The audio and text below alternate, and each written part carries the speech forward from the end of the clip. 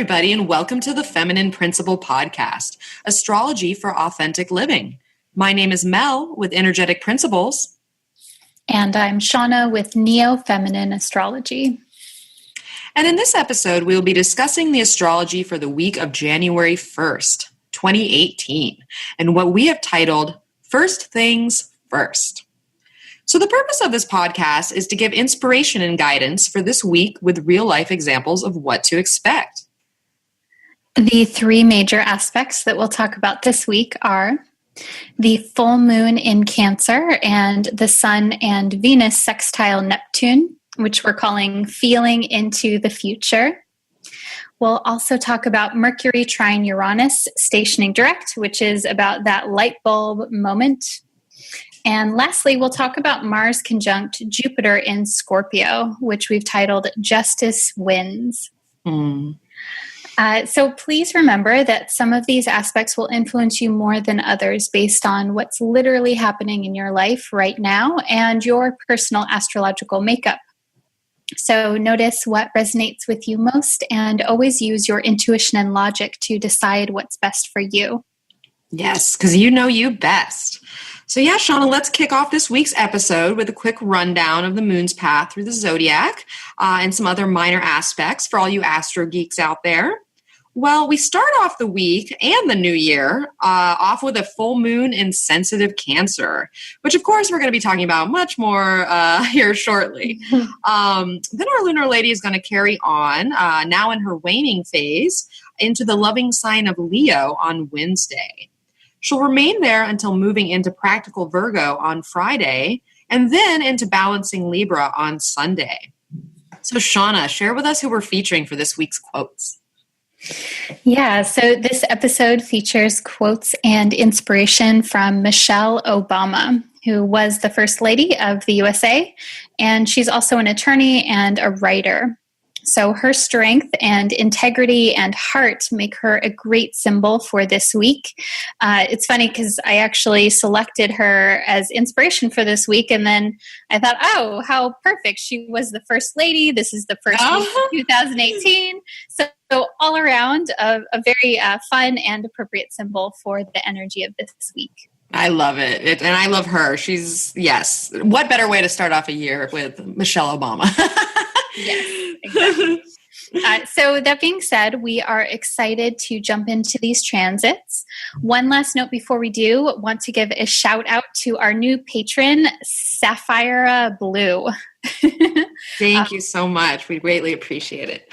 Yeah, so welcome to our new patron, Sapphire Blue. And thank you to all of our patrons as well. We appreciate you very much. Absolutely. We can't do it without you, folks. So we are so grateful to have you on board. And if you're not on board and want to find out what being on board means, Shawna, tell them. Yeah. So you can become a patron of this podcast to show your appreciation. And you also get our super cool show notes every single week. And so this includes the details of all of the different astrology aspects that we talk about with the dates and times, and the tarot cards that Mel pulls, the quotes that I select for each aspect, and reflection questions, and the weekly action items. So, oh my gosh, so many things. So many things. Yeah. And then also as a special gift, you will receive, when you sign up to become a patron, you receive our Astro Basics cheat sheet, which is a fun little cheat sheet for all of the signs and all of the planets and the aspects so that you can follow along in your own time. And a super exciting gift that we are offering for the new year to all of our patrons is a 2018 forecast cheat sheet with all of the upcoming transits.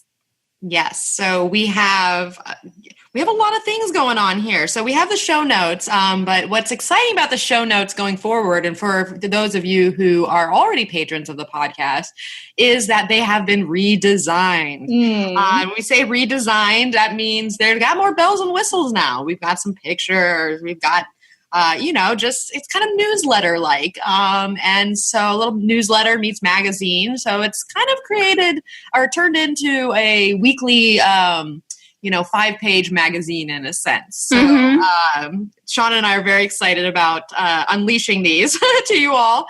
So you'll find that in your inbox if you're already a patron on the 1st of, actually on the 31st, right before the year starts. Same time we bring out our episodes, you're going to find that. You're going to find what Shawna was just referencing with the 2018 aspects, so that you can look out for what's coming up in the year ahead.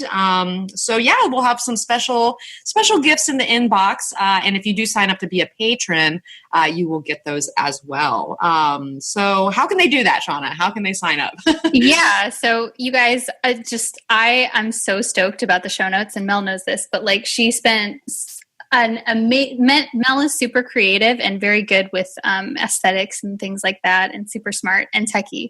So if you have, so if you've already been getting the show notes, you are going to be so stoked on the way that they look. I'm super excited about it. They look amazing. Yes, yes. If there was any doubt in my mind, Shawna has taken that away. So. I freaked out when you sent them to me. I was like, oh my God, these are amazing. Yes. So I know that all of our patrons will love them. So that being said, if you're not already a patron and you want to find out more, you can go to feminineprinciplepodcast.podbean.com. And you can also find out more or just connect with us on our Facebook or Instagram page under Feminine Principle Podcast. Yes, because that's where you'll find us. And just a shout out, if you want to see what those redesigned show notes look like, you can find that. We'll be uploading it to our Instagram page on the Linktree setup we have going on there, where it has all our different links. So go check that out if you just want to see what they look like. What are they even talking about? How good is this? Yes, you can find it there. So look for that shortly. And also note before we get started here, if you were not able to see our Facebook Live, Full Moon Live on the 29th, we now have the live replay on Facebook, where we discuss the greatest astro hits of 2017 and also have a 2018 preview. And that's kind of a lot of what the patron cheat sheet that for 2018 is kind of derived from. So you can see us live in action with our new setup. We have new setups all around. Shawna and I are taking it to the next level. So help us take it to the next level, by being a patron and helping to boost this community, because we'd greatly appreciate it. Yeah, we're not fucking around. We're not fucking around here, people. We want you on board, and we want to be on board ourselves, and we're excited to be here. And it's 2018, you're listening to this possibly maybe the last day of the year, maybe not, so let's start off this year with a bang. So that being said, let's get into what is this new year? What is this first week? That's first things first. Well, first things first is absolutely that full moon in Cancer, and the Sun and Venus will both sextile Neptune, and what we are titling Feeling into the Future. So some exacts here. We have that full moon first thing on Monday, January 1st at 6:24 p.m. Pacific time, which is Tuesday the 2nd at 2:24 a.m. Universal time and 12:24 p.m. Aussie Eastern time. And that full moon is going to happen at 11 degrees Cancer.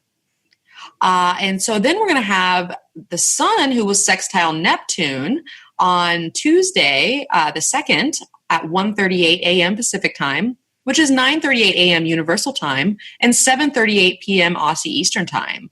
And that sextile will happen at 11 degrees Capricorn and Pisces.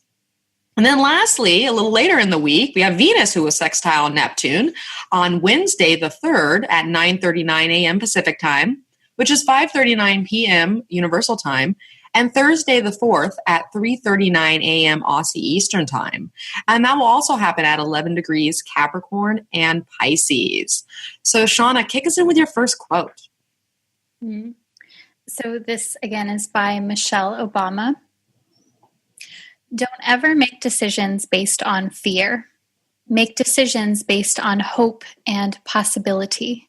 Make decisions based on what should happen, not what shouldn't. And so I think this is so appropriate for this combination because the full moon in Cancer is where we are feeling everything. Like all of the feelings are in full view. And then with the Sun and Venus being an aspect to Neptune here, Neptune really allows us to see into the future. It allows us to see possibility, and it allows us to see the full spectrum. This is why Neptune is associated with intuition, and even Cancer energy is associated with intuition. And so I think that we're set up in a way where we could see, again, that full spectrum. And I think what's so important during this time where we're really feeling everything and we're feeling into the future is to notice where there's fear or anxiety, and then to consciously direct that towards hope and possibility so that we can create as much as we can what it is that should really happen in our lives. Yes, because that's, I think that, Shawna, it's all kind of coming down to, at least with the full moon, emotional integrity, especially since we have a full moon in Cancer, which a full moon obviously needs an opposition, right? So the sun is in Capricorn, and this sun in Capricorn is all about integrity. We were just speaking about this earlier I was referring to a friend of mine that's a kind of a super Capricorn, and he's just all about integrity. All about integrity. But when we put Cancer in the mix, I think that this full moon is really, I think that's one things that is asking for us. Are we emotionally aligned inside? Because if we're feeling into the future and we aren't aligned with our own integrity around how we want the future to feel like, you can see where there could be a disconnect here. And so I'm wondering, if such things like decisions, because Capricorn is very decisive energy, like that's what we're kind of aiming for here. So I'm wondering if we're, the decisions that we're making on the outside, is that reflecting how the feelings are on the inside? Like, is our outside integrity matching, what we feel on the inside? And so that's kind of like the first thing that came up in my mind as I was contemplating this full moon in Cancer. So what do you think about that, Shawna? Mm-hmm. Yeah, I think that so this is the thing with integrity is it's at the end of the day, integrity can be so subjective. And I think that comes into play with the Neptune happening and the fact that the full moon is in Cancer. And so I think that when we connect with how it is that we feel and what it is that is actually motivating the feeling and the action and ultimately the drive, it's not the integrity piece isn't necessarily about what is the correct action on the outside. It's about, okay, what is my motivation? Where is that coming from? And how can I really get to the root of whatever that motivation is? How can I get my needs met? And I think that's what the integrity piece is really about for this full moon in particular. Oh, I love that, Shawna. It makes so much sense. You said my needs met. And if there's one thing Cancer kind of taps into, and that's your personal needs, Cancer is a very personal energy. It's, has that compassion. It gives to others. It's a nurturer. But at the same time, like those first 4 signs, Aries through Cancer, are very much concerned about themselves to some extent. And so what you're saying, Shawna, being in integrity with your own needs is very important because essentially if you're out of it, that's kind of what puts you out of integrity to some extent, if you're not honoring what it is that you need to especially be emotionally fulfilled in life, because that's what Cancer is essentially going for here. We're working in the realms of, emotion and feeling and, that more intuitive, watery realm, like Shawna was saying earlier. So that has to be a consideration here. And I think with a full moon, because a full moon is all about, emotions actually, fully being lit, that moon is bright in the sky. A full moon in Cancer is about the most Cancer-y moon you can get because Cancer the moon. So everything about our feeling function and our, what motivates our behavior and how we react to things is really going to be put on a spotlight, a very bright spotlight, I think, as we start this new year. But at the same time, I think that's going to be a wonderful way to possibly start it all off, because if we can get in that emotional integrity and really honor what it is that we need from life, we can get off on first things first, on a good foot to start the new year off in the right way, I think. Mm-hmm. Yeah. And I think during this time, especially early in the week, because it's so interesting, we have full moon in Cancer on Monday, and then the sun sextile Neptune Tuesday, and then Venus sextile Neptune on Wednesday. So we essentially, all of this is kind of mashed up together, but it also happens like a Monday, Tuesday, Wednesday domino effect. And so it makes me wonder, as we're feeling into the new year and what's to come, and we're all excited and we're visioning what it is that we want to work on, it feels so important because there is such a strong Cancerian and integrity focus. It's like, okay, where are our impressions coming from? Where are influences coming from? Because when the moon is in Cancer, full moon in Cancer, we're more impressionable than normal. And so that means that if we're around people that have certain values, we might take on those values or those interests or be influenced more than normal. And that's okay. That's not bad. But I think it's so important to be aware of, okay, am I doing this because of the company that I keep, or am I doing this because I really want to do this? Yes. Great point, Shawna. And I think that's a point for all Cancers, just in general, because it's truth. And I find myself, being a Cancer and Venus in Cancer. It's so true, because a lot of times you can find yourself going with the flow, right? You want to be a part of something. There's there's a slight belonging energy to Cancer, I think, too. And I think that's why sometimes, we give up those things, or we don't fully access or honor our own needs in situations, because we're so willing to give for the other person, even because we're doing it from a selfish place, in a sense. Does that make sense? It's a weird dichotomy where it's a duality of sorts, where, I give to you, but at the same time I do it because I need to.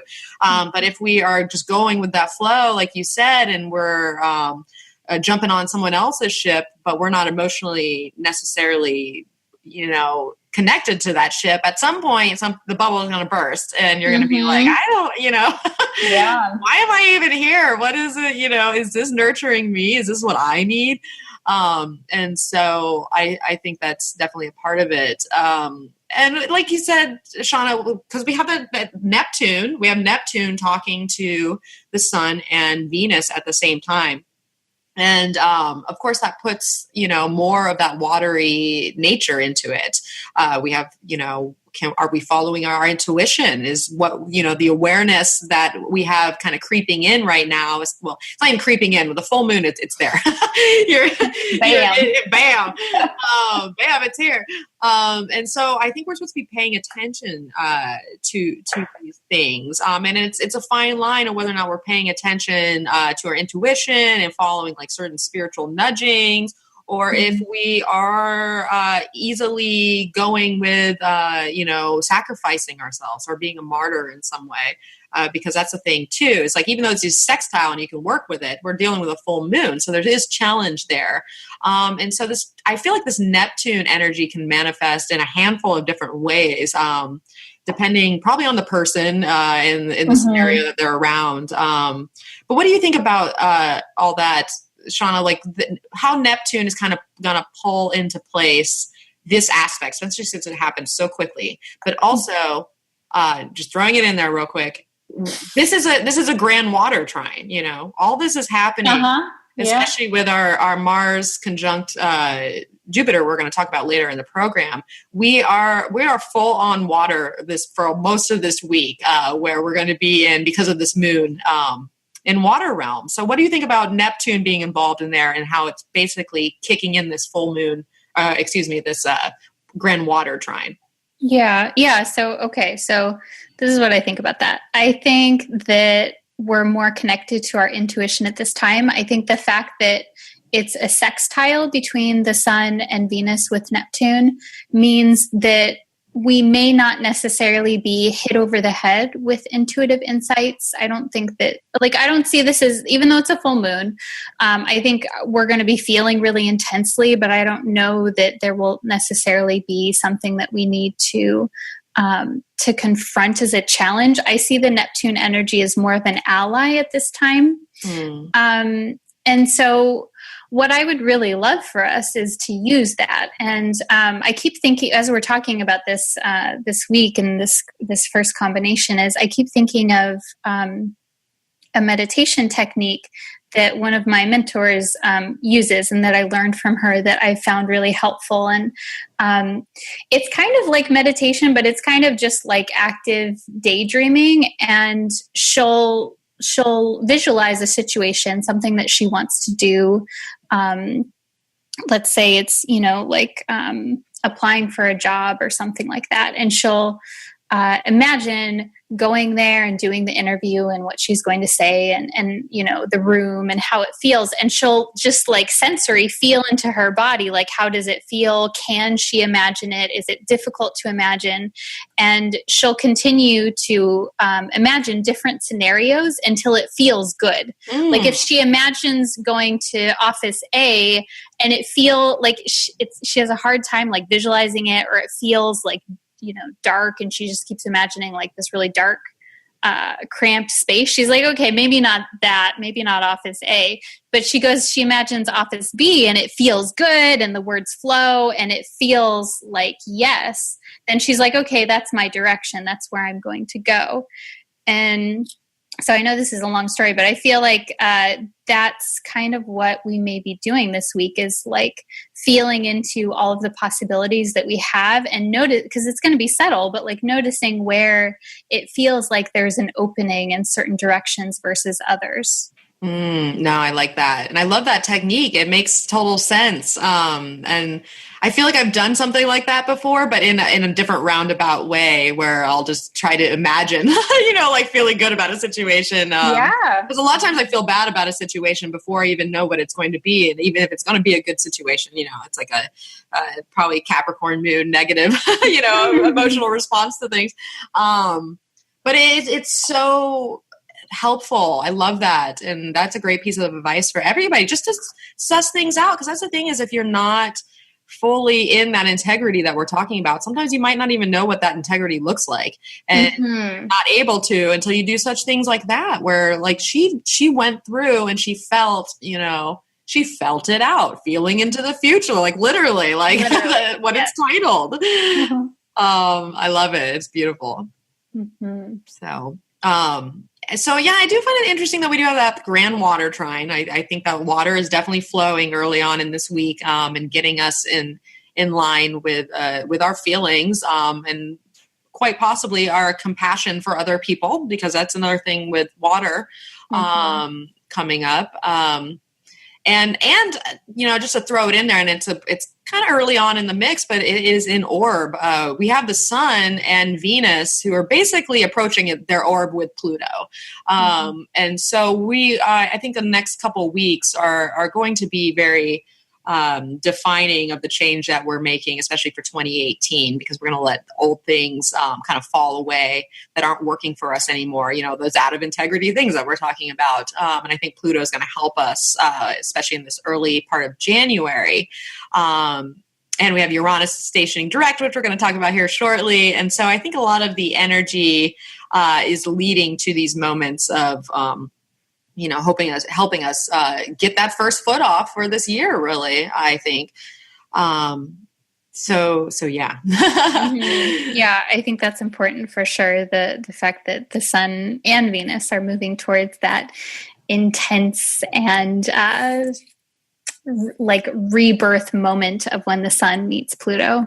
Yes, because that's essentially what it is. It definitely is. And yes, so we'll see. And it's got some time here, but we're in orb now. So these are certain themes are going to come up where we are rebirthing areas of our lives, especially around, what we're striving for, mostly because we're in Capricorn. Capricorn is about, like we're talking about, the integrity of the self, but how we put that out there to other people and what we manifest in this world, and what we're working on, and how we basically find integrity within ourselves by doing the hard work that is needed, or the work that we love.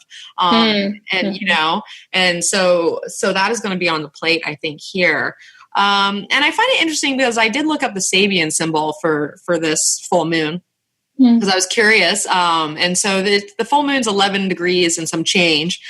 So we round that up to Cancer 12.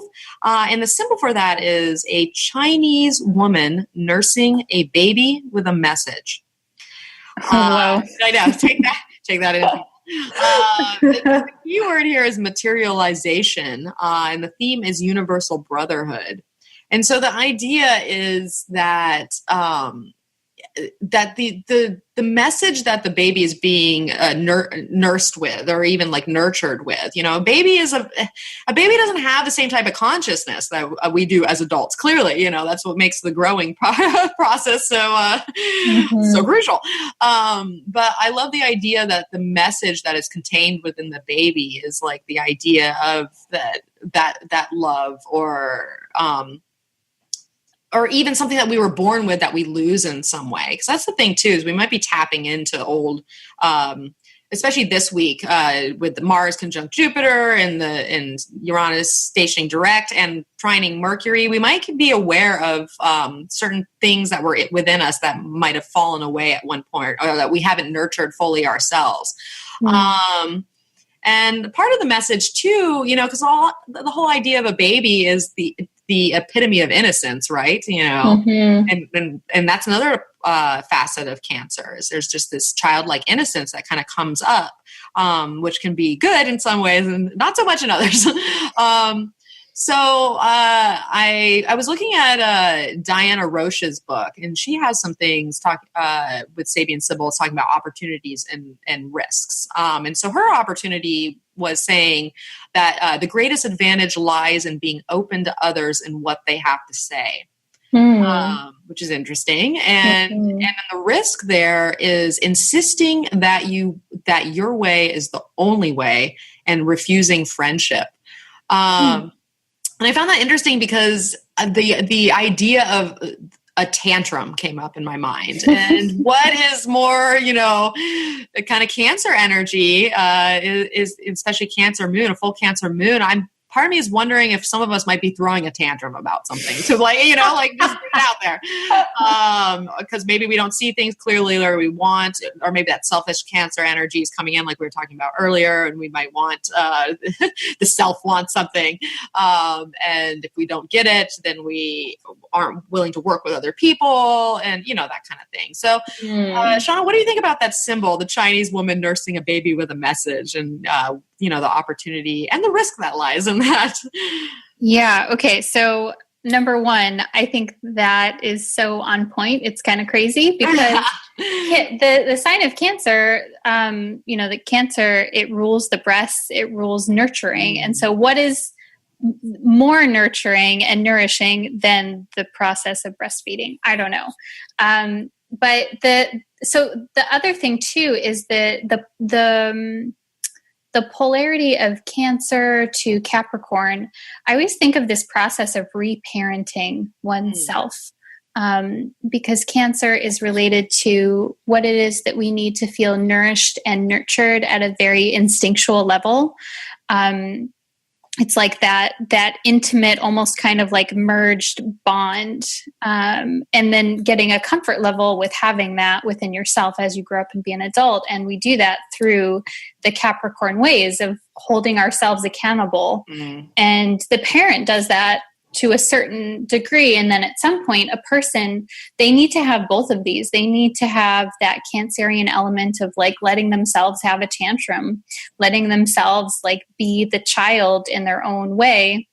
but then being responsible and doing the thing that needs to be done, even if we don't want to do it. And so I think that's so appropriate. I think that, I think with the full moon in Cancer, inner tantrums are a possibility. Outer tantrums even are a possibility. Exactly. I mean, it's actually more likely perhaps, because a full moon, that brings it, that's the time when we are the most aware to the public, whether it's the public that's our neighborhood, the world, our significant other, it's whatever is outside of us is going to be aware of how we are emotionally feeling. So just keep that in mind. And it's okay if your baby throws a tantrum, we all, and I have to say, Shawna, I love that idea of the reparenting the self, because Cancer, Capricorn full moon, I was born on Cancer Capricorn, about as Cancer Capricorn as it gets. And those are words of truth right there. It is about reparenting oneself. And if oneself wasn't parented probably in the best way, and that's up to subjective, of course. But if you didn't get that nurturing you needed or the discipline you needed, that kind of comes along later in life, like we're talking about right now, where you throw certain tantrums, but at the same time you have to be your own disciplinary and be like, you need to stop that. You need to address those emotions, because we have to address our emotions, and that's why we probably throw the tantrum in the first place. But we also have to be responsible for how we act with our emotions, and I think that's where that discipline comes in. But that being said, let's move into these tarot cards, because I think these tarot cards are really supporting that Sabian symbol and the potential of there being a tantrum involved, and how we might have to open up to others, and maybe just dealing with our own wanting to have things a certain way, I guess is what I'm saying. And so those two cards I drew the Four of Cups as the focus and Justice as the grounding. And, the Four of Cups, you see the person on with the four, and they don't even notice the cups. They're just kind of oblivious, or they're just, a little discontent and feel doubtful, or just they're kind of throwing a tantrum themselves, to be honest, but through the tantrum, we basically start to reevaluate, what is fair in our lives. We may be taking things personally, because that's how we get to the tantrum in the first place, especially if we are throwing a tantrum based on someone else's, in response to someone else. So are we taking things personally, or do we feel like something in our life is unfair, regardless of whether it is or not? Because, how many times do you feel like that's unfair, but maybe it's not, because it doesn't favor us doesn't mean it's not fair. So those are the kind of things that come up in my mind right now, a lot of reevaluation to some extent. So there's a couple other ways to look at it, but I'd love to hear what you think, Shawna. So I'm laughing because these cards, the term that comes to mind is, it doesn't matter if life isn't fair. It doesn't matter if you're in a situation that is not fair. Life is not fair. And so what are you going to do about it? Are we going to become the victim? Are we going to become complacent, or just detached, or throw the tantrum? Or can we really pay attention to what's actually happening, and, like you said, Mel, not take it personally? How can we engage in a way, really, I think, that is more adult, and that more that acknowledges the fact that sometimes there is this sense of things not being fair, but that's okay, and that things will always work out in the end in the way that they're supposed to. Yes, and that's exactly what basically justice represents. And with justice being there, that's the thing too, is that justice is all about the cause and effect of our actions, in some way. So if we throw a tantrum, or we are too concerned with ourselves, or kind of let the baby out to play in not a great way, that can then create a chain reaction that it leaves us discontent, because our actions, they lead up to something. Everything we do, it's the whole idea of karma, is a cause and effect. So if you're feeling stuck or bored, in some way right now, because that's another thing too, is like maybe it's not even outside of yourself. Maybe just internally you're having your own tantrum because it's like, I don't like my life right now, or I'm just feeling like I can't, So, it's the symptom of cause and effect, essentially. If you're not happy with where you are, you have to take a look at your actions, because with the Four of Cups too, is apathy or passivity, keeping you from taking action. Because we're going to be discontent with our life if we're not doing anything to fix it. And so that's the idea with the cause and effect. If you're not taking those actions, then you can't really complain about where you are to some extent, because you're not doing what you're out of integrity with what it is you want, because you're not acting from a place of it and doing what needs to be done. I guess is kind of what I'm thinking. Mm-hmm. Yeah, I think that's a great point, Mel. When we feel dissatisfied in any way, usually it's just a symptom of something needing to change. Yeah. Exactly. And we're at the beginning of a new year. That's the idea, this is the perfect time to change. We're all looking to change at the beginning of the year. It's like the number one thing we're all on board to do. It's like, okay, well, here's my list of the things I want to, so it makes a lot of sense. And just, I guess the last thing I'll leave you with, for this combination, because sometimes the Four of Cups can bring in like emotional doubting, and the Justice has to do with the truth of something. So maybe we're doubting the truth of something, or not happy with the truth of something. Maybe that's where the tantrum comes from. So we're doing a lot of questioning right now. That's perfect for the new year. So let's just stay with that. But first and foremost, let's question ourselves and our own emotions in the process, because Cancer full moon is very much personal, I think. So the answer lies there. Definitely. So some questions to take away for this full moon in Cancer and the Sun and Venus sextile to Neptune. I would ask myself, with the full moon kicking off the start of 2018, how in line am I with my own emotional integrity? Is how I'm feeling now how I want to feel in the future? I would ask myself, what direction is my intuition nudging me to follow? Am I embracing my dreams and inner guidance to the fullest potential? And then lastly, I would ask, if feeling discontent or stuck right now, how can I look at my own role in the matter? Is apathy or passivity keeping me from action? Can I contemplate all sides of the issue for greater truth and an increased sense of harmony? Nice. All right, so let's move on to our next transit here, our pair of transits, really. And that is Mercury, who is going to be trining Uranus, who is stationing direct this week. And what we are titling That Light Bulb Moment. So let's give a hand for Uranus going direct here. And I think that'll be good for our future anything, basically, is what Uranus is good for. So some exacts here.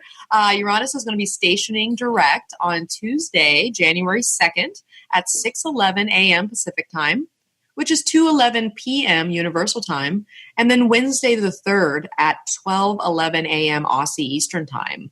And that, and Uranus is on a station at 24 degrees Aries. And so then we're going to have Mercury trine Uranus on its third pass, which we'll talk about in a second here.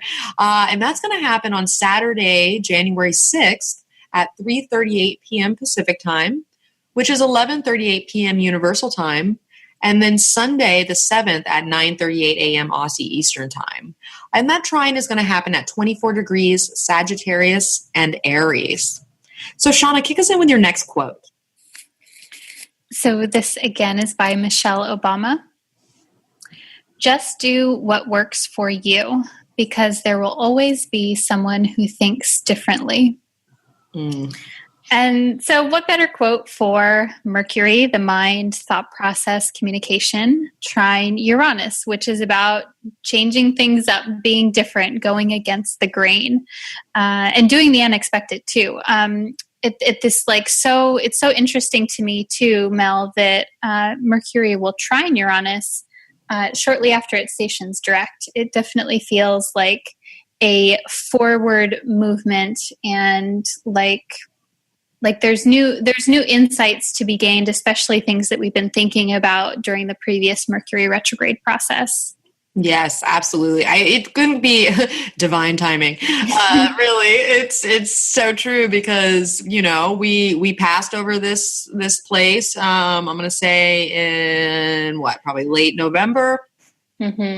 First trine, then we retrograded back over this trine, and now we are finally passing this trine for the last time. But most importantly, the fact that Uranus is now direct, and it's been retrograde since Wednesday, August the 2nd. So it's been retrograde for a long time.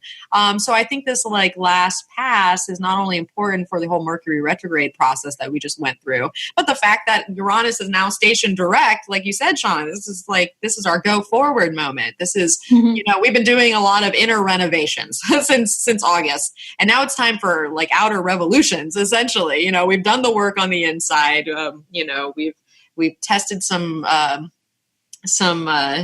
innovative ideas in our mind. Maybe we haven't acted on them yet. Maybe we're just putting this all into place to some extent. And especially having to do with our personality or our new ego in a sense. Because I feel like we're putting a final touches on a lot of that over the last 7 years. Because the whole time Uranus has been in Aries for, I want to say 2010, I think it moved in there, somewhere around there. Mm-hmm. You know, I think we've just been really we've just been, how do I put this? We've just been basically just redoing our character, because that's the whole thing with Aries, you know, that personality, our ego, you know, what drives us. And so as we wrap up this Uranus, because we're basically on countdown to Uranus moving into Taurus, right, Shawna? Mm-hmm. Oh yeah, I don't know about you. Yeah, Shawna's I can't wait. I was there last month, but it's not there yet. Yeah, so I feel like there's a lot to this trine beyond the fact that it's just a normal trine. Trines happen every day, right? Well, not every day, but enough to where it's not that crazy. But I think the fact that we have this trine after this Mercury retrograde, so our minds are more in line with where it is that we want to go, and especially along the lines of what beliefs, you know, maybe we expelled some of the belief systems that we had in order to try these new things and get innovative and step into the new ego and personality we've been working on for so long. So I think this is kind of one of those pivotal moments as we start to move into that gray zone of Uranus going back and forth from Taurus to Aries, which will be most of this year, right? I think that's kind of how that's playing out. Yeah, so Uranus will move into Taurus in June. I think it is June through September. I think it's March. Or May. Is it March? March? I just did this too. I just did, hang on, let me pull it up. I'll pull it up while we're talking. But I think though, so for the transit that we are talking about for today though, the Mercury trine Uranus, I think it is important to note, the fact that Uranus is towards the later stages of the sign of Aries. So wherever Uranus is located, transiting through our chart, it's been in that place for quite some time. It's been through that house for quite some time. So I would imagine that whatever new insights or new ideas or new revelations that we're having, that it's something that's kind of been brewing for a while. It's like something that's kind of like, it makes me think of the tip of the tongue phenomena, where you have something that you're thinking of and it's it's right there. It's like a word or an idea, but you can't quite get it. And then when Mercury trines Uranus, it's like, oh yes. And it comes out. Ding. Yeah. So it is May 2018. Jump the gun, Mary. So you're right about that. Okay. Not May 15th. Mark your calendars. or wait for our patron perk that's coming down the line. It'll be on that too. I love that, Shawna, the idea of the tip of your tongue. Like, it's just like, oh, when you're trying to get a word out and you're like, what is that? That's like me all the time, basically. The tip of the tongue is just me. That's funny. But yeah, no, I totally agree with that. So yeah, I think we're in for, especially after this full moon, and like we were just getting through all these, that emotional integrity with ourselves, and it's the new year. Like, where are we putting that first foot? That's what we keep talking about. So I think that light bulb moment that this transit is potentially bringing us all, like you said, it's not like this new light bulb. It's like, I just had this I imagine like, we've been replacing the light bulb over and over, and it burned out. And now we're putting in the new one. It's an LED. It's going to last for a while. Yeah. I think that's so perfect because, so the thing is, like you were saying, Mel, this is the third trine within this little cycle. We had Mercury trine Uranus on November 5th, and then December 10th when it was retrograde, and now again. So we've had it's maybe, we replaced the light bulb and it burnt out, and then something happened, and now this is like the final, the solid one. The solid one, the one that's, we spent extra, we got the energy saver, we got the LED, and now we're good. I think that's great. And I'm excited for this transit, as I should be, because Uranus is all about excitement. Like, that's the thing, is like, we might be mentally excited about, because we're talking about 2 fire signs here. So chances are there's going to be a lot of energy to it, and kind of like a spiritual directive, in a sense. And so I'm wondering if I would, not all of us are open to new things as much as we might like to think we are, or maybe we just aren't, and we're honest with ourselves about that.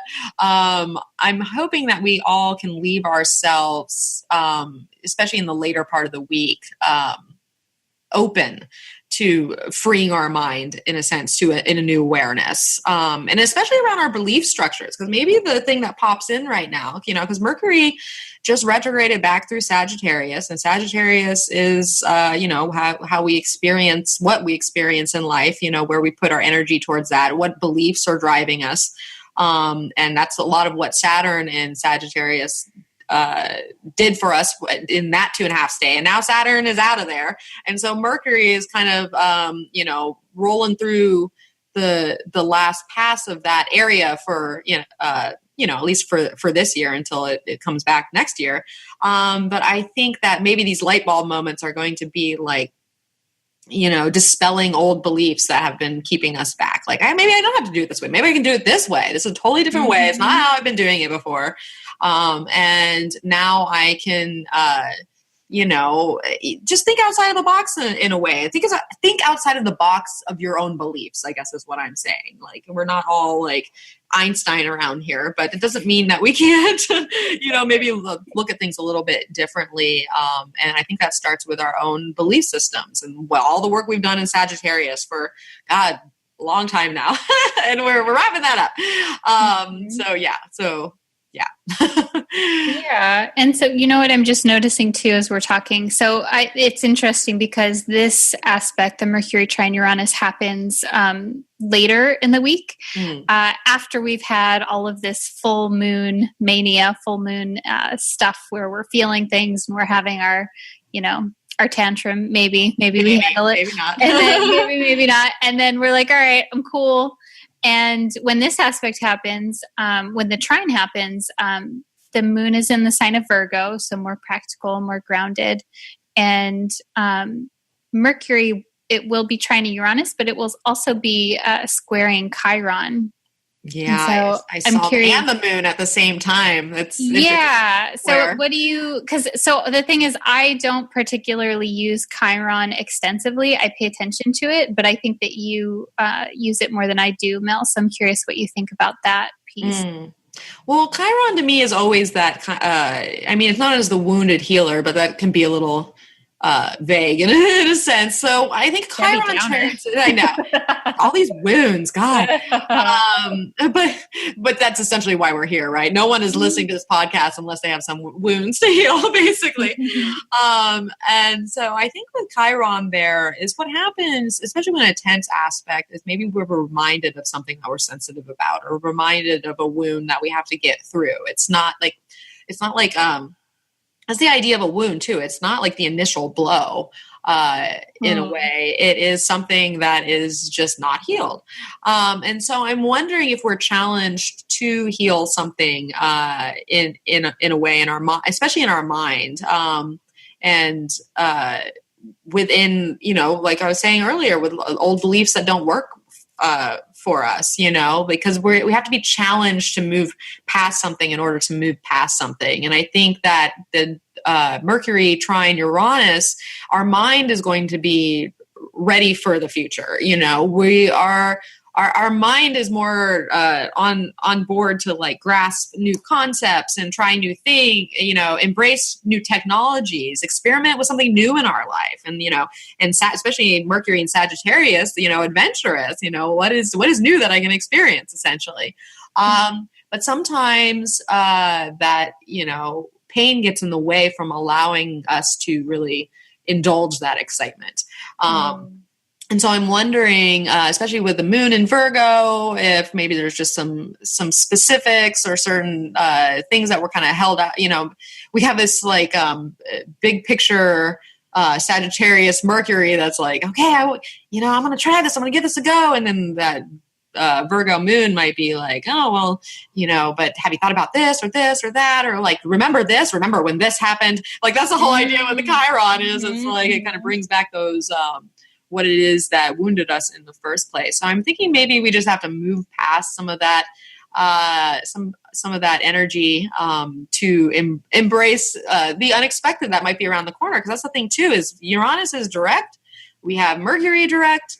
And so a lot of what we might experience with this Uranian energy might come from outside things, unexpected events that happen, or people show up, surprise visits from people that, or surprised communications, and so I think that a lot of what we might be encountering might be happening outside of us now, especially since we're out of all these retrograde phases. So what do you think about that, Shawna?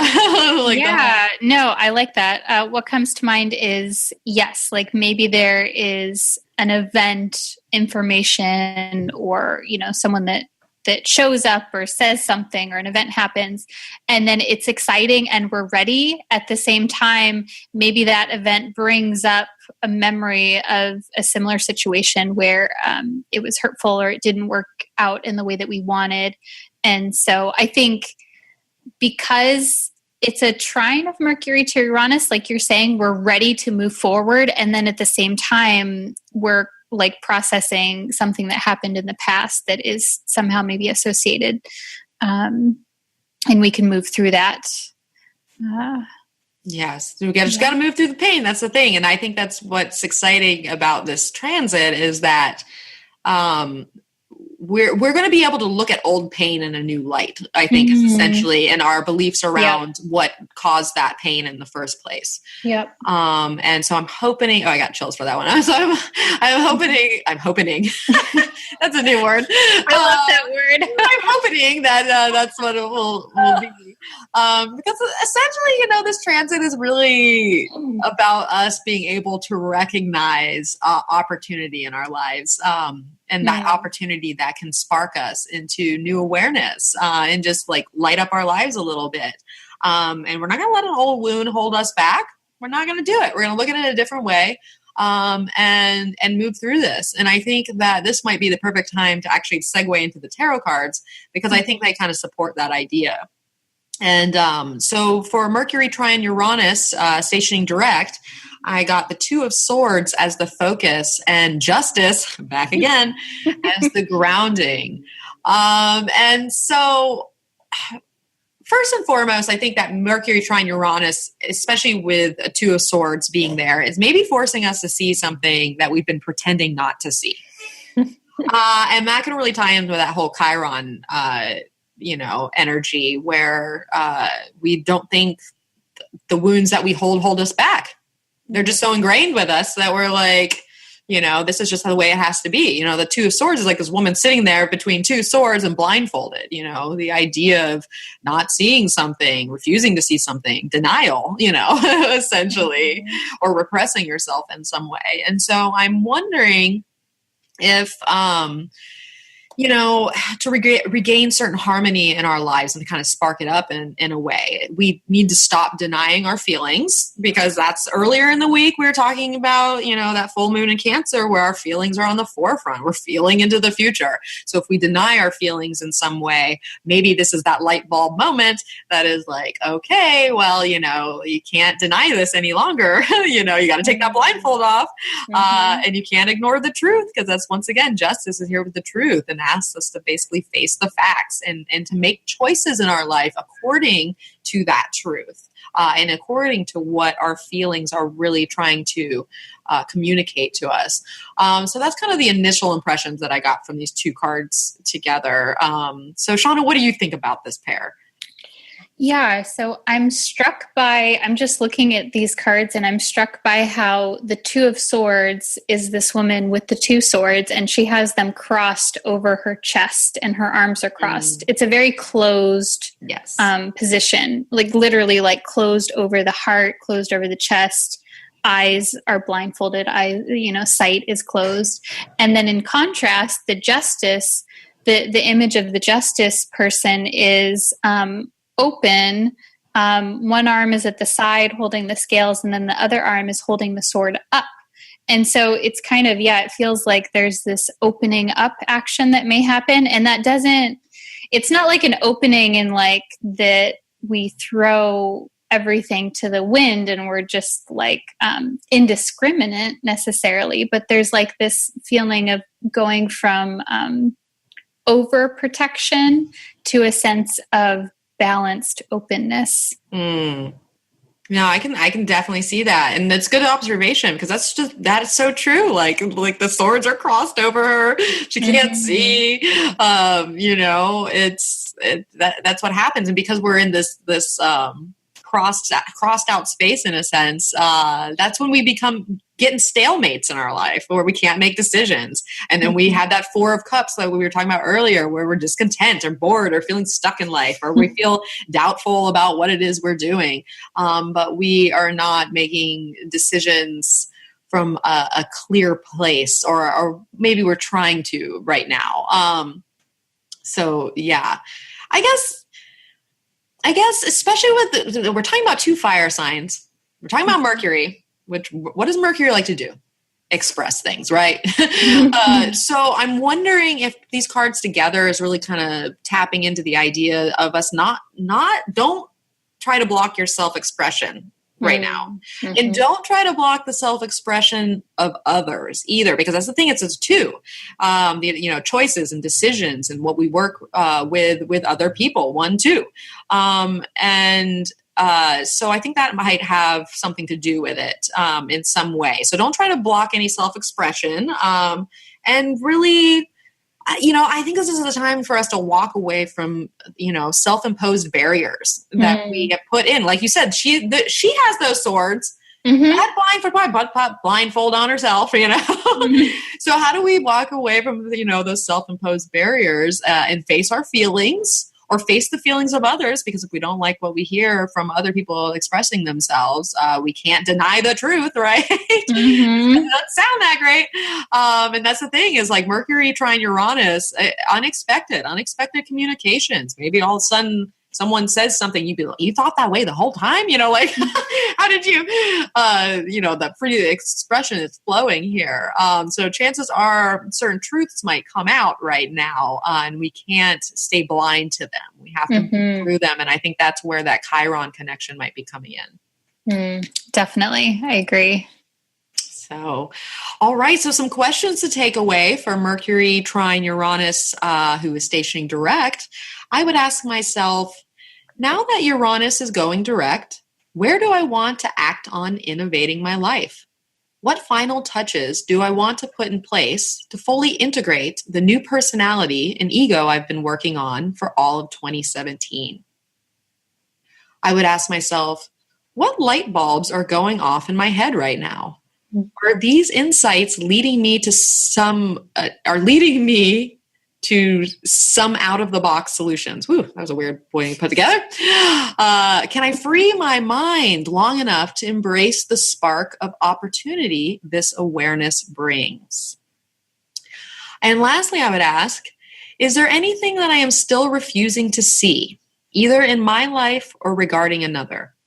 Can I face the truth and leave any self-imposed belief barriers behind, so I may make choices according to greater personal integrity and inner harmony? Love it. All right, so let's move on to our last transit we're going to be talking about this week, and that is Mars, who's going to be conjuncting Jupiter in Scorpio. And what we are titling Justice Wins. How ironic, right? I can't believe it. All right. So some exacts on that. We're going to have that Mars-Jupiter conjunction on Saturday, January 6th at 4:39 p.m. Pacific time, which is Sunday the 7th at 12:39 a.m. Universal time, and then 10:39 a.m. Aussie Eastern time. And that's going to happen at 17 degrees Scorpio. So Shawna, kick us in with your last quote. So this is by Michelle Obama. We learned about honesty and integrity, that the truth matters, that you don't take shortcuts or play by your own set of rules, and success doesn't count unless you earn it fair and square. Mm-hmm. And so I thought this was quite perfect for this, what feels like to me an intense combination. Mars is really about wanting to win, wanting to go towards something to get something, and it's the part of us that has this insatiable desire to do, and then that is meeting with the planet Jupiter, which is all about integrity and really the sense of justice, the sense of playing fair. This is all happening in the sign of Scorpio. So it's kind of interesting because I feel like Scorpio energy, there is this Scorpio is known for manipulation sometimes. And so I think that it's so appropriate. We've talked a lot about being in the Capricorn season, about integrity and honesty and truth. And Scorpio, even though there's this sense of secrecy or manipulation sometimes, Scorpio is also very much about integrity and the truth and the real facts and what's really going on underneath the surface. And so think that we may be feeling all of those things at this time. I totally agree. And, because that's what makes Scorpio the investigator, right? You want to get to the truth of the matter. You want to get in there and find what's the honesty there.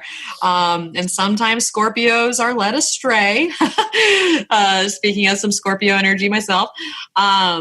But we are always pulled back into that honesty. And there's really no way to escape it. And you don't want to. That's the thing too, is, why would you want to escape being honest with yourself or with some other people, or honest in a situation?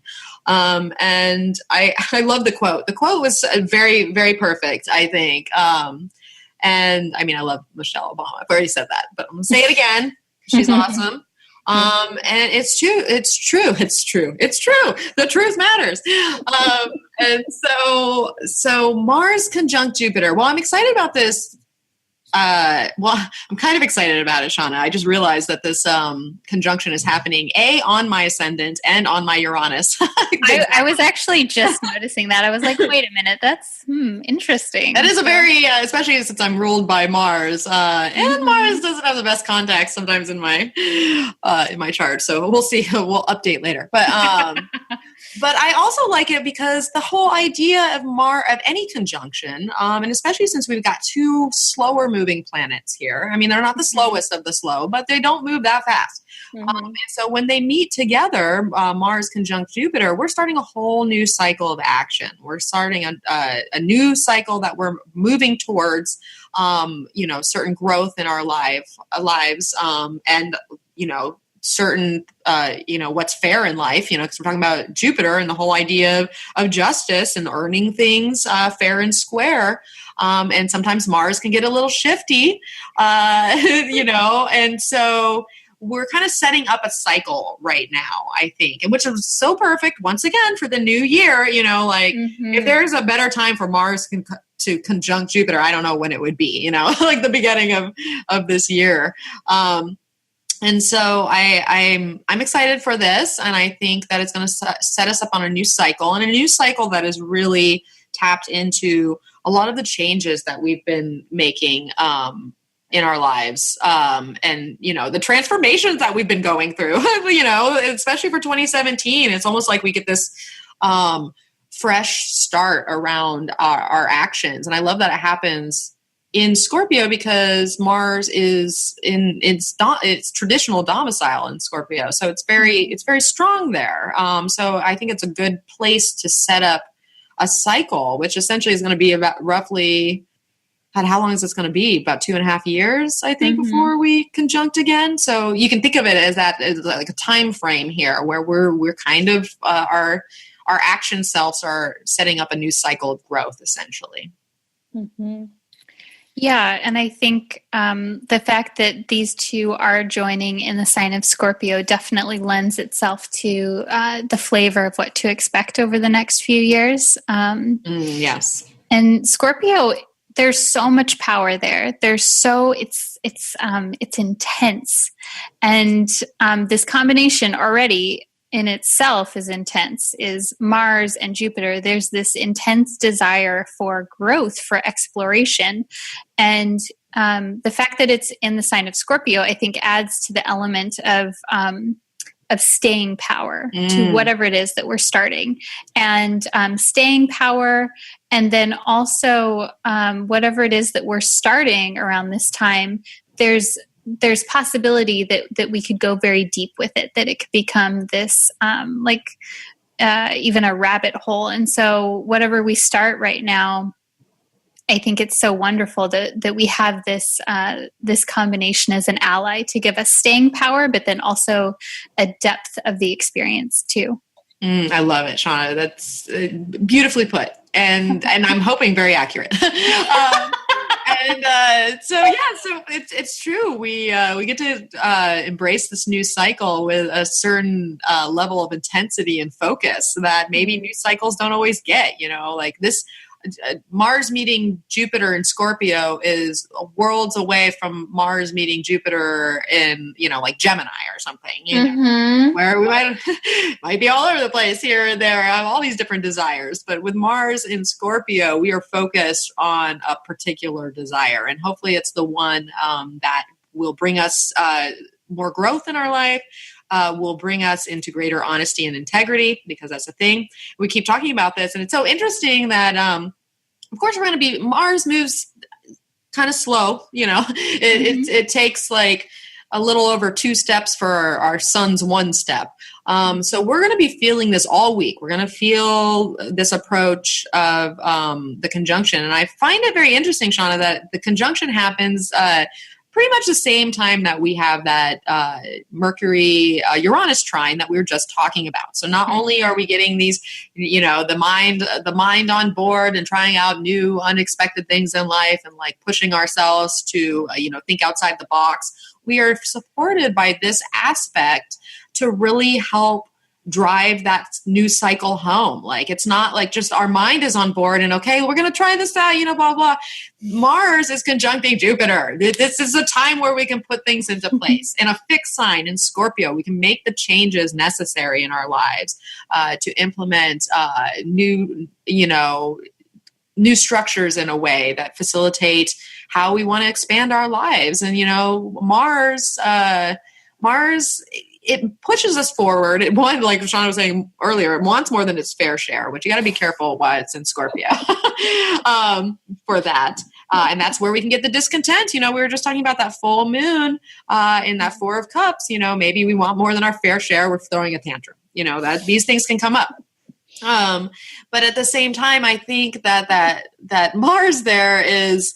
I think it's going to actually help us hopefully cut certain things out of our lives. That's the thing with Mars too, is it cuts. And sometimes it cuts things that we didn't want cut. We're like, Mars, what are you doing? Don't cut that.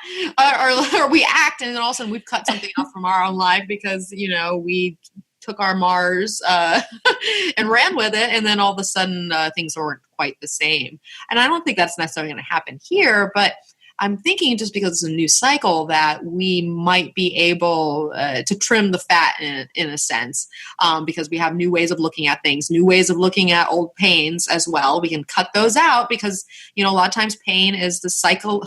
Most of the time, pain is a psychological, emotional thing that happens within, and why Scorpio is the healer, because it can deal with those types of pains. It can move through those. It can transmute them and then transform your life. And that's the whole idea of Scorpio and why Scorpio is so hard, because it's not easy to do those things. So I'm hoping that this is a new cycle based around all that, where it might be a little it's like that chrysalis that has to, get out of the chrysalis. I'm like, what's it getting out of? It's way out. And for that butterfly to fly, it's got to get out of that cocoon. And so I'm hoping that we are de-cocooning ourselves, I guess. Yeah, I think that's a good point, Mel. I mean, like, how depressing would it be if the butterfly was all like, sad about leaving its cocoon and it just stayed in there? Like, that would be fucking terrible. No butterfly has ever done that. So tell yourself that. No.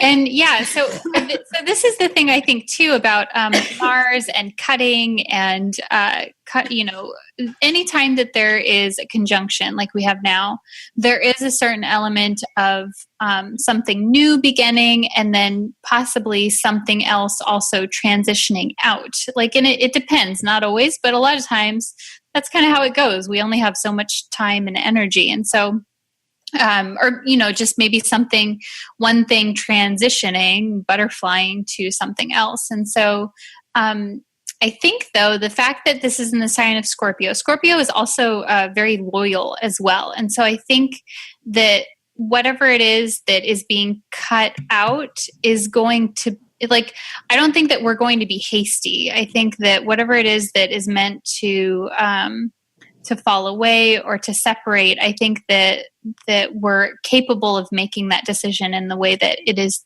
what is best. I don't think that, I don't see it as being like a hasty decision in that way.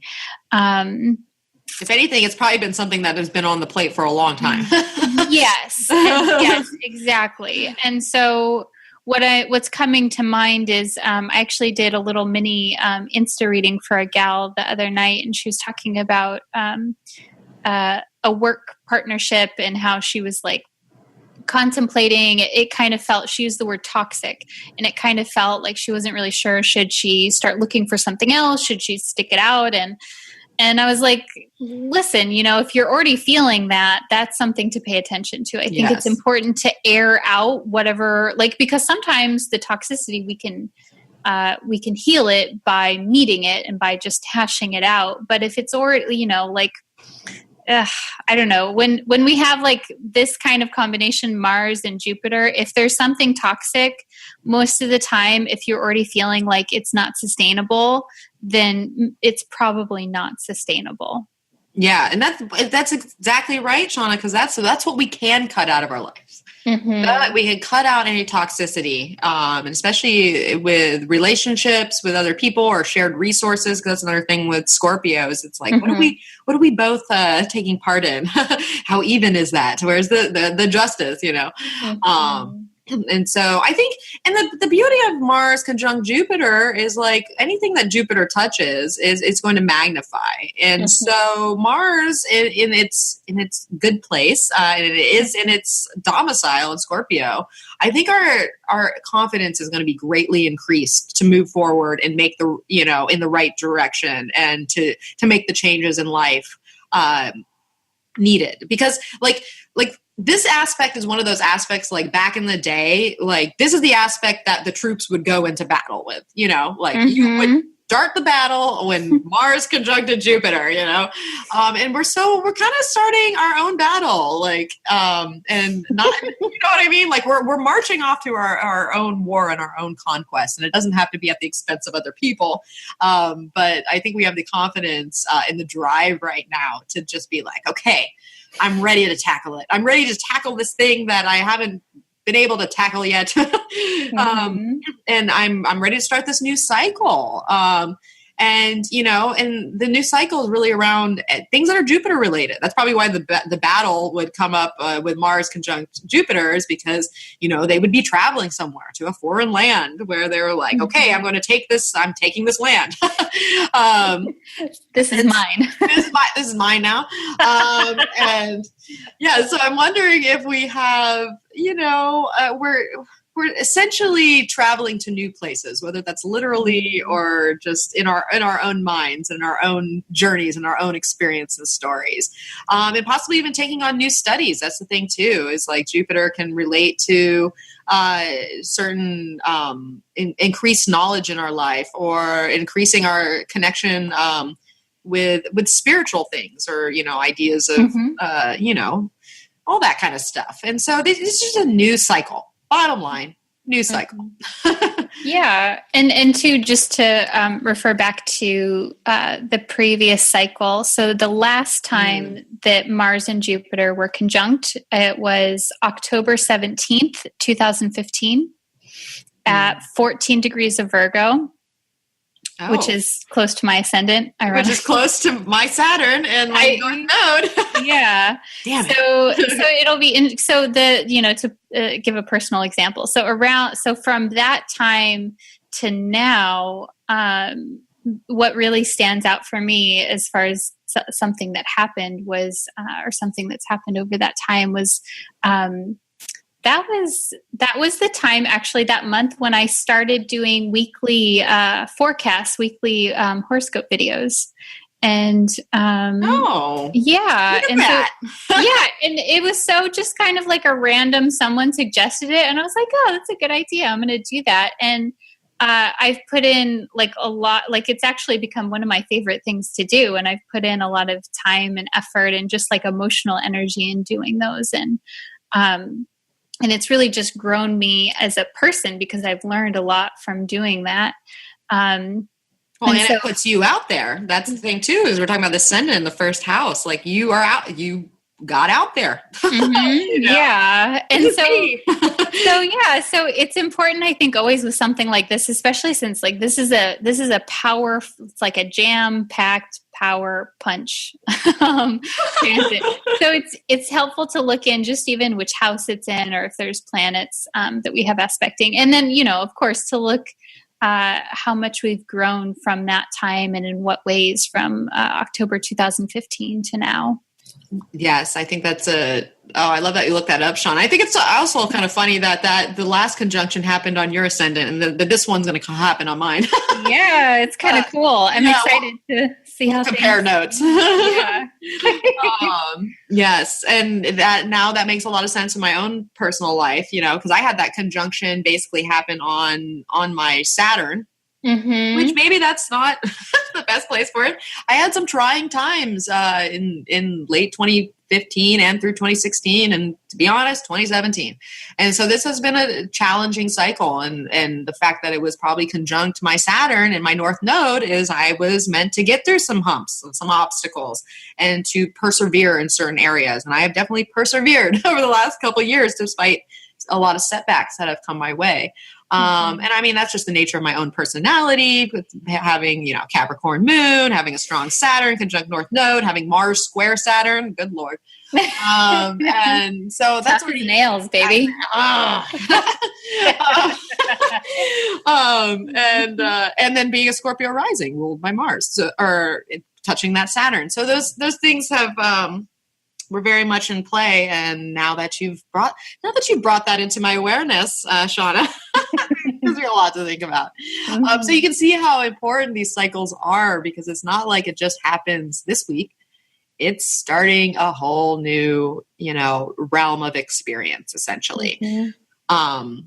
So that being said, let's talk about some of these tarot cards, because I think it's an interesting combination that is really playing in with actually the whole week and kind of what we've been talking about here.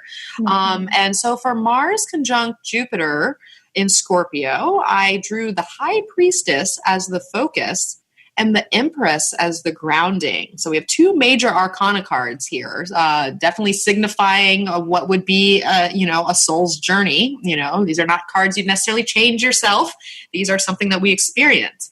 And so one of the first things that comes to mind is, our instinct and our intuition is trying to guide us, to increased growth and, greater abundance in our lives. And chances are our creativity might be peaking right now because we're in the sign of Scorpio, and Scorpio has this bottomless well of creativity that lives there.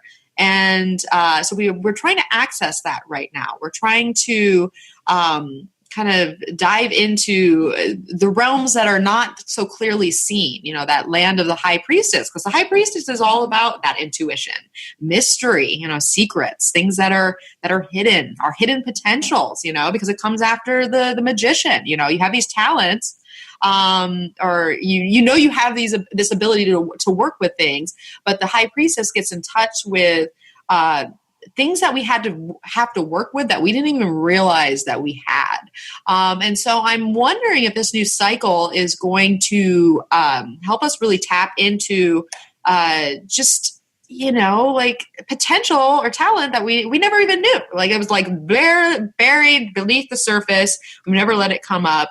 And I'm wondering if maybe it's going to come up right now. And so part of our growth might be embracing, hidden potentials with us, and like embracing the secret of the unconscious, because that's why it's hidden. It's in the unconscious. You got to bring it forth. So that's just one of the facets of looking at these two cards together. But Shawna, what do you think?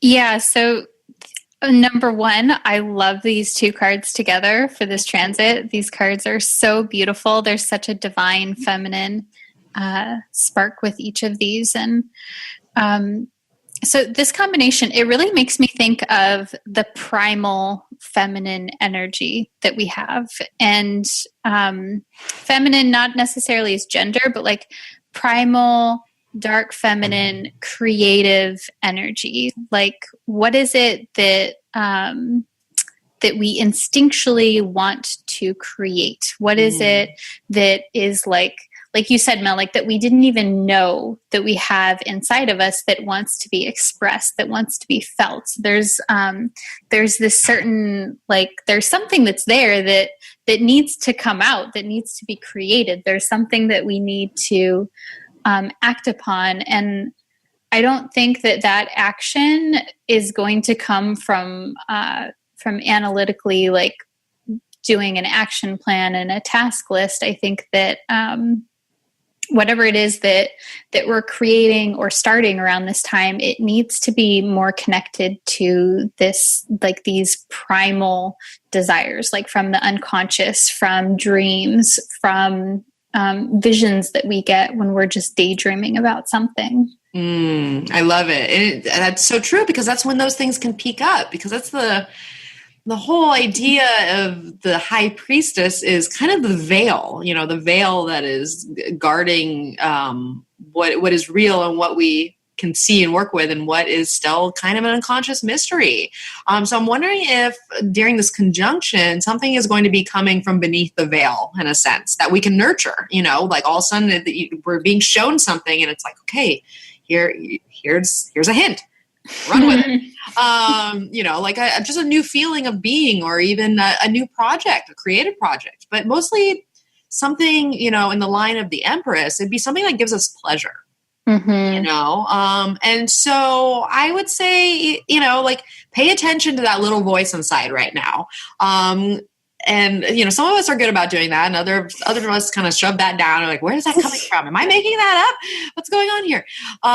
So pay attention to that little voice, and know that you don't know all the answers, because that's important too. That's the whole idea of, we have a sense of mystery that is guiding us. And that's the beauty of it. So, and that's what's so interesting, because the moon is in Virgo when we're having all this, like the conjunction. And so let's just get away from what we can see right now, or being focused completely on that, and really follow the mystery in a sense, because chances are the full potential is probably still hidden at this time. But we have to open up to the growth of what we are sensing in order for us to be able to nurture it along the way, if that makes sense. Yeah, I agree 100%. Yes. So let's nurture that mystery. Secrets are coming out, and it's our own personal secrets, I think, more so than, outside secrets of this, that, or who knows, we got justice this week. Truth can come out. But I really feel that it's kind of like the secret that lies within us that we're going to be honoring to some extent, for our own growth. So, all right. So some questions to take away for this Mars-Jupiter conjunction in Scorpio. I would ask myself, with this new cycle of increased confidence, where do I want to take charge in my life? What changes do I want to make to help transform myself towards greater growth? I would ask, what is peeking out just beneath the veil that is calling to be nurtured? Even if I don't have all the answers, can I follow this mystery that is guiding me? Can I trust in what is not yet clearly seen? And then lastly, I would ask, with the first week of the year playing on themes of honesty and integrity, how aligned with those two am I? Even when nobody else plays witness, am I acting from a place of fairness and equality? Will I go forth with the understanding that justice wins? Love it. Yes, because that's the thing with the Scorpio, Oh, yes. So just remember that even if other people aren't watching you, you're always watched. No, I'm just kidding. Oh, I'm kidding and I'm not. Yeah, I was going to say, kidding, not kidding. Kidding, not kidding. That's what honesty, integrity is. Sometimes it takes a Scorpio a little bit to learn. And that's okay. It's part of life. So, Shawna, speaking of learning, what have we learned? So much. Oh my God, so much. Well, we learned that first things first this week. We got the first week of 2018 and we want to get off on the right foot. That foot is first stepping into a full moon in Cancer, and also the Sun and Venus in a sextile to Neptune. And we're going to be feeling into the future, and our emotions are going to be kicked up. There could be tantrums. There might not be. We're just going to move through it, reevaluate our feelings and how we are using them, and go forward there. We learned that Mercury is going to trine Uranus, who is also stationing direct. We're going to have that light bulb moment, hopefully, where we're going to be able to move through to new territory in our lives, and especially in our minds, and get rid of certain beliefs that don't work. Move through old pains that are causing us to not take full advantage of our life, and hopefully we can get that excitement that Uranus is going to bring. And then lastly, we learned that Mars is going to conjunct Jupiter in Scorpio, and justice does win. So make sure you're on the right side of that and you're using your energy with the utmost of honesty and integrity, because we're starting a new cycle that is going to give us our desires some staying power, and it's going to give us a fixed purpose in a sense that we're going to be able to work from for the next couple years, which is, I think, a beautiful thing. So that being said, I know you have an excellent action item for our peeps, so please share. Yeah, so I want you to write a list of 5 things. What does honesty and integrity mean to you? And so maybe you come up with more than 5. I don't know, but 5 sounds like a good round number. So what does it mean to you when a person is honest and has integrity with you? And then once you've created that list, I would reflect, do you do those things for yourself? Like how, if your relationship to yourself and how you respond to your desires and your feelings when they come up. Do you treat yourself the same way? Maybe, maybe yes, maybe no. I don't know. It's not about judging, do you or don't you. It's just about noticing how you expect others to be honest and have integrity, and then how you respond to yourself in turn. Do you have the same expectations for yourself that you do as for others? That is a solid question to ask for sure, especially with these transits and the fact that we're starting this new year. Once again, we want to get on the good foot. So I think that's an excellent action item for everyone to do. It's going to get us closer to what that looks like for us and what me and Shawna are even talking about today. And I'll tap into that. Mm-hmm.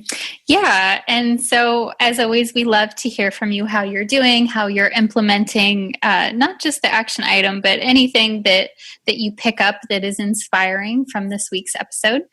So another way to get involved is to become a patron of this podcast, to show your appreciation and to get all those amazing things, the show notes and the cheat sheets that we have to offer. So you can do that by going to feminineprinciplepodcast.podbean.com. And then, of course, we love it when you connect with us on Instagram and Facebook and just share how you're doing and how you're feeling and all that good stuff. So you can find us there at Feminine Principle Podcast. Yes. And if you go there, you should be able to see the replay of our live broadcast that we did on the 29th, talking about 2018 and 2017 and all the stuff we really got out there this time. So you can go check that out. And once again, if you want to see those redesigned show notes, you should be able to see them on our Instagram page that Shawna just mentioned at Feminine Principle Podcast. And we'll probably have something up on our Facebook to give you a little sneak peek of what that looks like. And yes, and keep in mind, if you're a patron or want to be, you get those things, and you also get that 2018 breakdown and patron cheat sheet that we have formulated. So all solid resources to go forward in 2018. So going forward, where can you find us? You can find me at energeticprinciples.com, and you can also find me on Facebook and Instagram at Energetic Principles. And I don't think I have anything going on right now, other than if you want to reach out to me for any type of reading or along those lines, I'll be around. So Shawna, where can they find you? Yeah, you can find me at Instagram, Facebook, and YouTube under Neo Feminine Astrology. And things that I have offerings for right now are I have the 2018 Moon Journal, which is available spiral bound as an actual physical journal or a PDF version. So if you want to reflect on this full moon in Cancer, that's a really great resource. And then also, if you're listening to this earlier in the week, I'll be hosting a women's circle for the new year and for the full moon. That is on January 2nd in San Diego in the evening. And so I'll have information about both of those on my social media on Instagram and Facebook. What perfect way to start the new year, get out there, get with the other ladies, Cancer full moon, women unite. So, yeah, I'm excited about it. Yeah. Well, all right. So any last words for our listeners? Yeah, sending lots of love. And if you enjoyed this podcast, definitely leave us a 5-star rating and review on iTunes, because that helps us to reach even more people. And then, of course, if you're not already, please subscribe to get future episodes the moment that they are uploaded. Yes, and they are uploaded every Sunday at midnight Pacific time.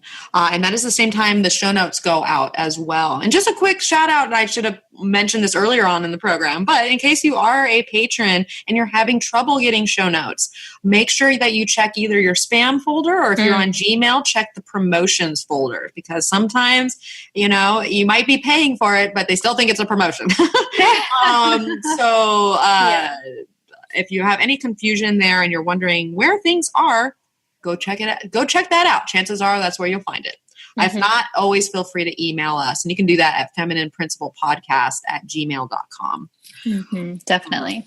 Yes. So did we say 5-star ratings and reviews? We did, yeah. But do it. Let me just throw that one more time out there. That's we shove so much stuff into the ends and the beginnings here that we even forget what we're doing. But yeah, if you want to leave that, we'd be very appreciative.